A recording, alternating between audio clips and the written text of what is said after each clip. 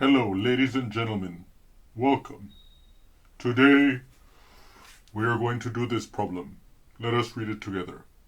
Suppose that Jill spent $48.87, and if the sale tax rate is 8%, what was the pre-tax price? So, the first thing we have to understand is what is being asked for, okay? So, we know that what's being asked for is the pre-tax price. And what we observe here is that Jill spent $48.87 in total. In other words, with the tax added. So the first thing we need to do is we need to come up with a variable name to represent what we're looking for, the pre-tax price. Let's do that together. And so here we have labeled our variable. We're going to call it X, and it's going to represent our pre-tax price. So in other words, so now what I'm going to do is I'm going to walk you through the thought process of how I take this verbal description of the problem and transform it into an algebraic expression. Now I'm going to be a little bit finicky about detail here, but that's just for purely pedagogical effect. Okay, I just want you guys to be able to learn it better. So for example, so what Jill paid, okay, the amount she paid, okay, what is that? Well, it will equal to her pre-tax price, right, plus the tax, which was 8%. So X plus the 8% of X, right? So this leads us to ask a question. What is 8% of X? As you recall, notice we translated that idea. We translated what we wanted into the question, what is, in our case, 8% of X? And in general, what is P% of X? As we saw in our previous video, it is P decimal times X. So we know that if we have 8%, okay, so let's make this like a little aside here. So if we have 8%, that implies that our P decimal, okay, in other words, like our percentage in decimal form, is going to be 0.08, right? So with this in mind, we can rewrite this as follows.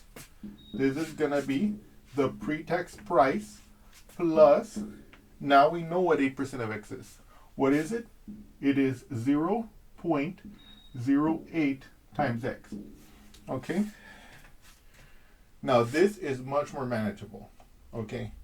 And this, okay, we can simplify it algebraically. We can use the distributive law. Okay? Now before we apply the distributive law, I want you to recall, and here I'm going way over the top on details, but I want you to recall that whenever we write X in algebra, in other words, a variable with no written coefficient, with no explicitly written coefficient, this is just a shorthand for 1x plus 0.08x. And this will allow me to show you the simplification of this with more ease. Okay? So as you can see here, I've written the distributive law. If we have A, B, and C real numbers, then B times A plus C times A is the same thing as B plus C times A. By comparing that expression with this expression, we can see, aha, if my 1 takes the place of my B, my X takes the place of my A, then I have plus, then my 0.08 takes the place of my C, and the X again takes the place of my A. We can see right away, boop. Using the distributive law, this becomes 1 plus 0.08 times X, right? Notice how the A has been factored out of this expression. That's what the factoring out actually is. It's when we apply the distributive law in this direction. Usually we're used to doing it using this distributive law this direction, but we never think about using it this way, we always call that factoring, but what I want you to see here is that that's just the distributive law. We can see that this left-hand side, simplifies to 1.08. So this is 1.08x, right? And now look what we have here. We have come up with a simple expression for what Jill paid in terms of her pre-tax price. Now, we also know, of course, we know that from the beginning, that she paid $48.87. And so we're going to be able to equate this expression with this quantity to actually solve for her pre-tax price. Now, I want to take this moment to have you guys observe something real briefly.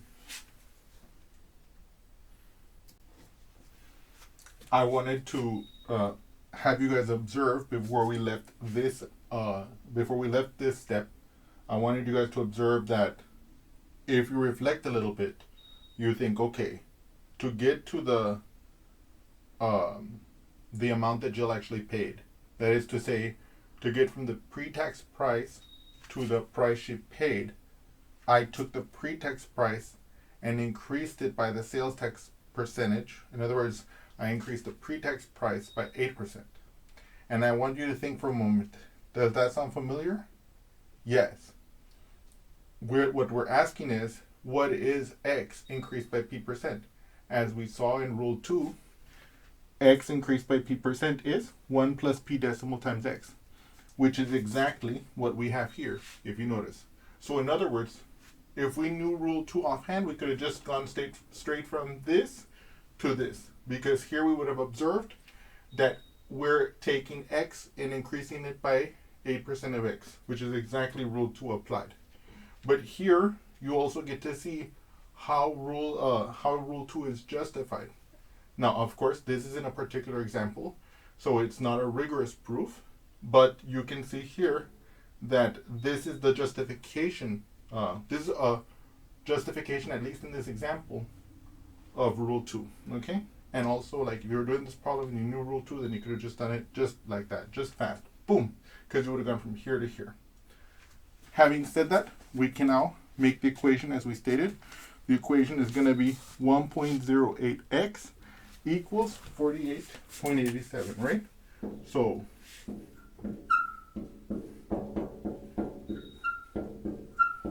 and so obviously here, how are we going to isolate this x?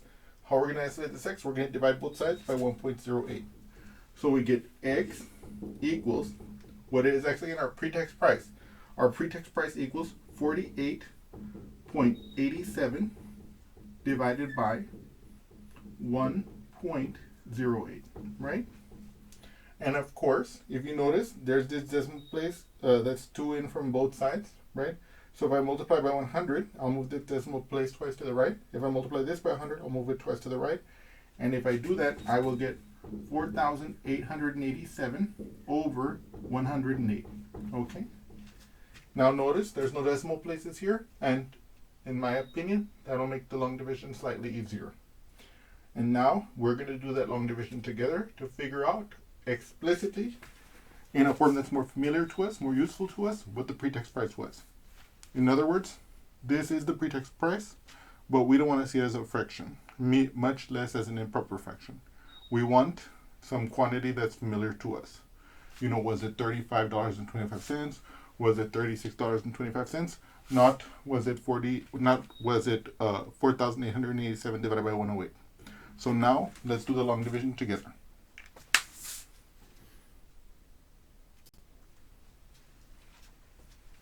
So here we have our division problem, 4,887 divided by 108. Okay.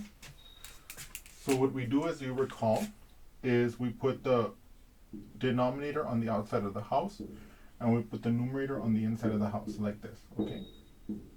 Now, I'm about to make a multiplication table. Okay. So let's do that together here. Right. So there's gonna be let me see here, n, and there's gonna be 108 times n. Okay. So and By the way, I know that, and I know I've said this a lot of times, but I want you to bear with me whenever I make a multiplication table like this to do a division problem like this, because it may take a little longer up front to do the multiplication table, but the advantages are that we don't switch when we're doing the division between thinking about the division and thinking about the multiplication. And I see a lot of students do that, and I think that it helps to confuse them and leads to a higher likelihood of error. Okay? Now, 1, 2, 3, 4, 5, 6, 7, 8, and 9. We don't need any more digits than this. Okay, because whenever we're doing the division, the only digits we can place up here are digits from 0 to 9. Right? Okay. Then here, 108 times 1, of course, would just be 108. Now, the way you can do this table is, of course, you can do 108 times 2, 108 times 3. But what you can also do is you can just add 108 each time to get the next one, okay?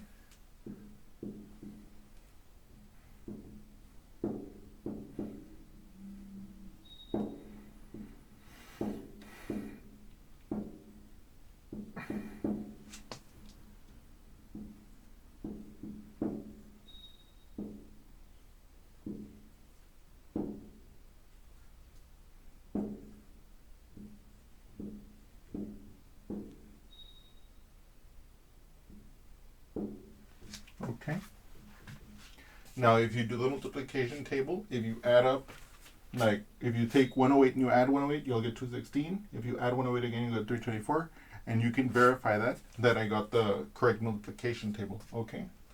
Or you could also, alternatively, you could multiply them out to do that. I just wanted to get that quickly here for us to do this division, okay? But I didn't want you to have any doubt about how I did that, okay? So now what about this calculation? How many times does 108 go into 4?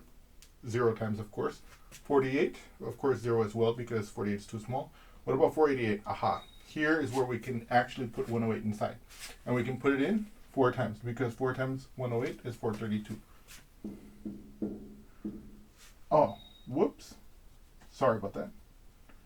So that was 4 times. Notice how I put the digit above the digit that I'm actually putting it inside of. It'll be 432. Okay, beautiful. Now I do the subtraction. What is 8 minus 2? That is 6. What is 8 minus 3? That is 5. 4 minus 4 is 0. And then I bring down this 7 here like this. Okay? Now notice how I only bring down one digit at a time. Now, of course, there were no other digits to bring down, but I want to make sure to emphasize that you only bring down one digit after a time. One digit at a time. Okay. Now the question becomes, how many times does 108 go into 567? 5 times, right? Notice, having this multiplication table already written, I don't have to even think about it. I can just see it from my table, right? And what is 5 times 108? It'll be 540, right? Okay, like this. Now I ask myself, what is 7 minus 0? That's just 7. 6 minus 4, that's 2. Then, of course, 5 minus 5, that's 0, right? So now, we're not going to stop here for reasons we mentioned above, but I want to take this opportunity to interpret this as is. For example, since we did the subtraction, and since there's no other digits here to drop, this would be the moment when this long division is terminated, and we would interpret it by saying that this is 45 and 27 over 108, okay? Okay. Now, I know that 27 over 108 can be simplified, but let's save that for a few moments. I'm going to add that on as an extra, just so that we can see that to keep our fraction skills alive. But for right now, I'm going to continue this division. So now, what we want to do is we want to put a 0 here. But how do we do that? We have to affix a decimal point here. Now we can add a 0 that wasn't there before. And we can drop this down here. And it can become a 270. So then I ask myself, how many times does 108 go into 270? Aha. It goes in 2 times, right? So I put that here. And I know that 2 times 108 is 216. So now I ask myself, what is 270 minus 216? Well, let's do that here so I can show you the full borrowing that we're going to need to do here. Okay? So I'm going to ask myself, can I take 6 from 0? Of course not. 6 is bigger than 0. But what I can do is, this can become a 6, this can become a 10. I can ask myself now, 10 minus 6. Can I take away 6 from 10? Yes. 4, right? Can I ask, what is 6 minus 1? 5, right? And then, of course, 2 minus 2 is 0. So this becomes 54. And then, because I've already put the decimal place, I can affix another 0 there, and I can drop it. So this becomes 540. I ask myself now, how many times does 108 go into 540? 5 times. 5 times 108 is 540. And of course, you can see when you subtract this, you get 0. There's no remainder, so that's going to terminate forever once you get no remainder like this, okay? And now look at this. Now we can answer the question. The pre-tax price was or is $45.25. Okay, $45.25. Okay. Now, even though it's not strictly necessary for a problem, I'm going to show you how we can simplify this fraction a little bit further. The fraction of the mixed number here, and then we'll call this video quits. Okay.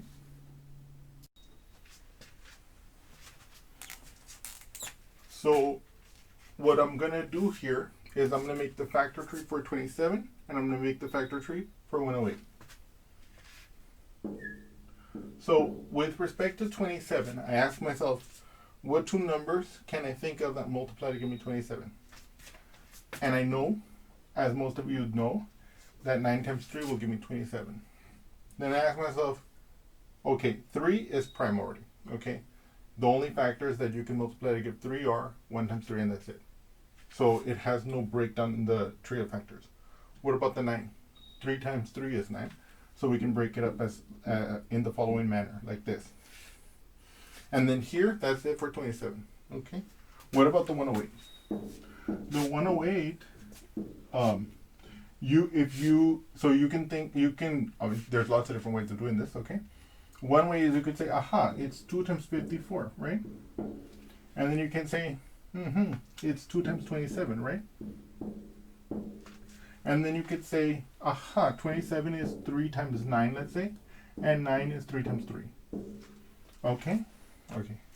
Of course, you could have said, oh, okay, David, it's 3 times 36, or you could have said it's 6 times, what is that?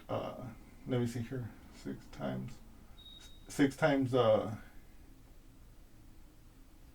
18, I think. No. Well, anyway, we have our factor tree here, okay? And so now we can simplify this fraction, right? Our goal was we were going to simplify 27 over 108, okay? And so what we're going to do here is, in place of the 27, we're going to place the factorization. If we look at 27's factor tree, we can see, aha, it's 3 times 3 times 3. And if we look at the 108, we're going to place its factorization here. So that'll be 2 times 2 times 3 times 3 times 3, right? 2 times 2 times 3 times 3 times 3. Okay? Now observe what happens here. This 3 over this 3, they match. This 3 over this 3, they match. This 3 over this 3, they match. We're left with nothing on top. And when we're simplifying, that's actually a 1 on top. Okay? And on the bottom, we're left with 2 times 2, which is 4. Okay? Okay. And so basically now, we have simplified 27 over 108 as 1/4. And let me see here. Now let me make a little comment about why it's a 1 on top.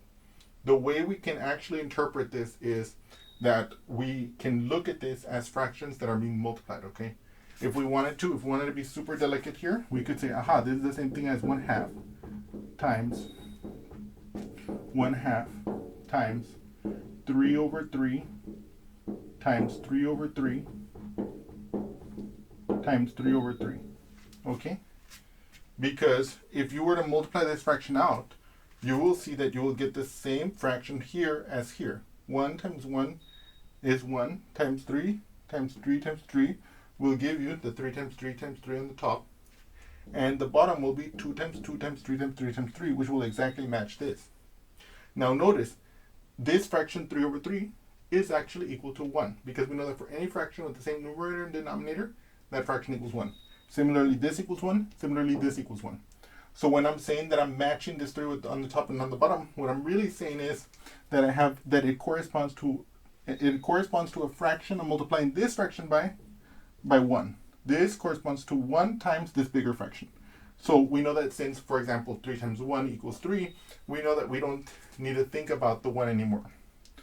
In the same way, since this fraction equals 1, I don't have to worry about it anymore, because this fraction must therefore equal to this fraction, right? But then this also equals 1.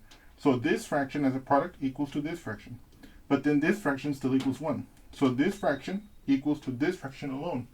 And now there's nothing else that can be simplified here. So we just take the product of these two remaining fractions.